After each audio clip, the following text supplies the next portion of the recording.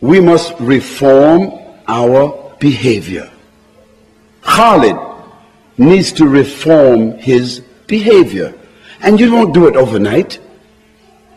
I don't say because you heard a lecture, you will reform your behavior. No.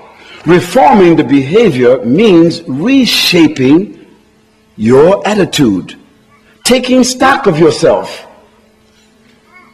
taking control of yourself, taking an inventory of yourself, being honest with yourself.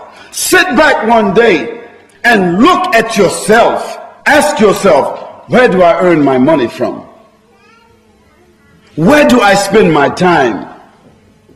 What am I doing in the way of Allah subhanahu wa ta'ala? How many hours, how many minutes do I spend a day looking at some knowledge, seeking some knowledge?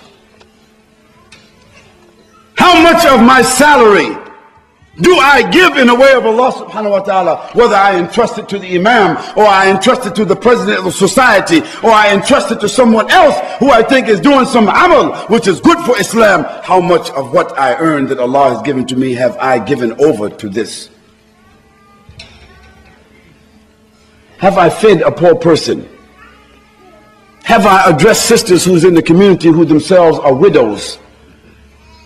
Have I looked to find a widow in the Muslim world and said, this sister whose son has died or been killed, or her father or her husband has been died or killed, I will support her the rest of her life in Palestine, or in Shishan, or in Afghanistan, or in Iraq, or in Palestine, or anywhere else. I will support her. How many of us are willing to do that, even though supporting a widow in one of those places, maybe it only costs you $20 a month? But how many of you would be willing to do that? Today in the Muslim world, there are more than 176 million orphans. 176 million orphans. They have no fathers. They have no uncles, they have no men, no one to take care of them. They're just wandering in all these different places. So what do you think, Muslims? If each one of us took 5 of those orphans and gave $100 a month, think about it. 100 Australian dollars will take care of 5 orphans.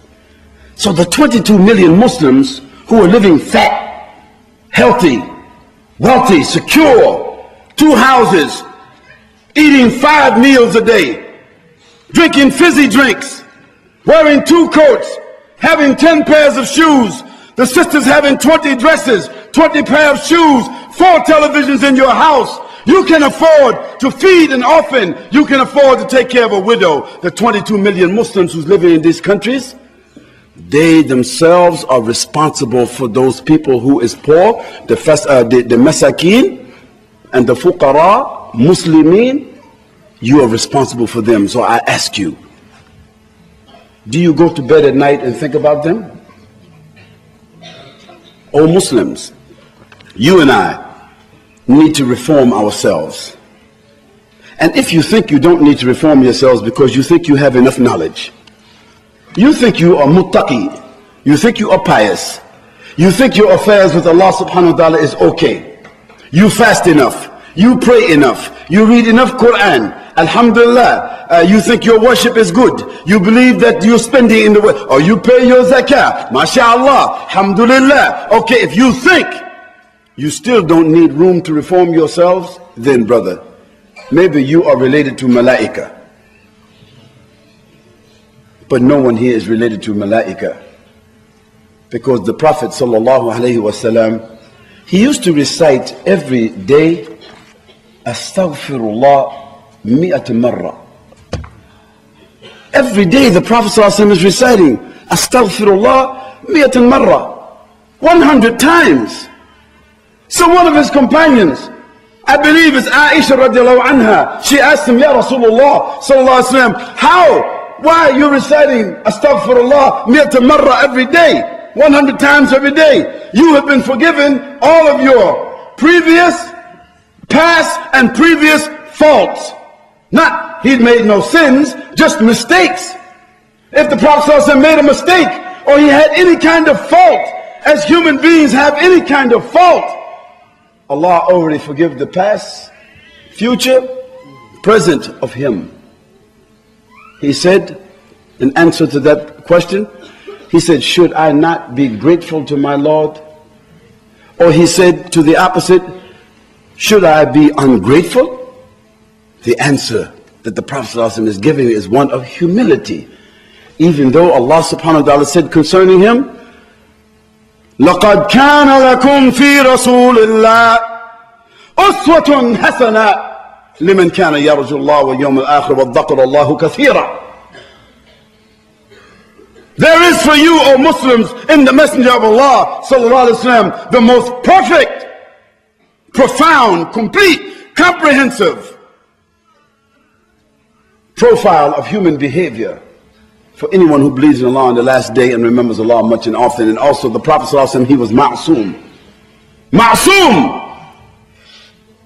That means Allah protected him from the committing of any sin.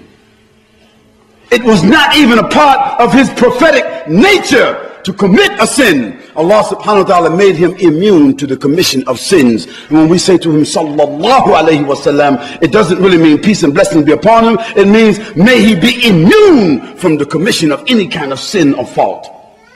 Sallallahu alayhi wa sallam. Yet he used to say Astaghfirullah Rabbi min kulli dhanbin wa atubu ilayh.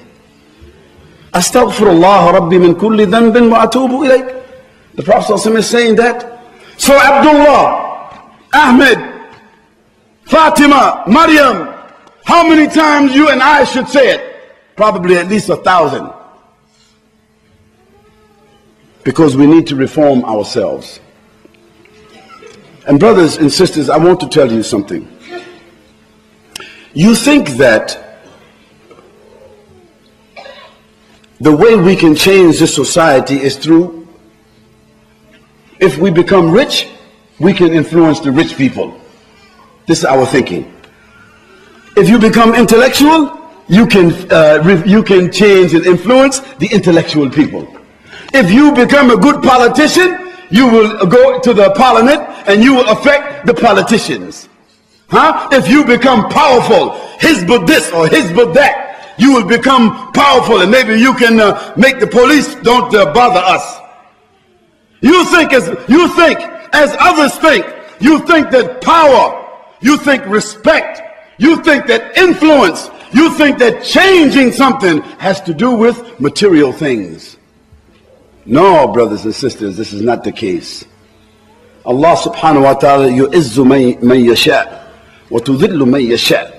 Allah subhanahu wa ta'ala, he lifts and gives power to whomever he pleases, and he subdues and he humiliates whomsoever he pleases, and he does it to whomsoever he pleases in whatever way he pleases, because this is the power of Allah subhanahu wa ta'ala, and he is not confined in his power to material things.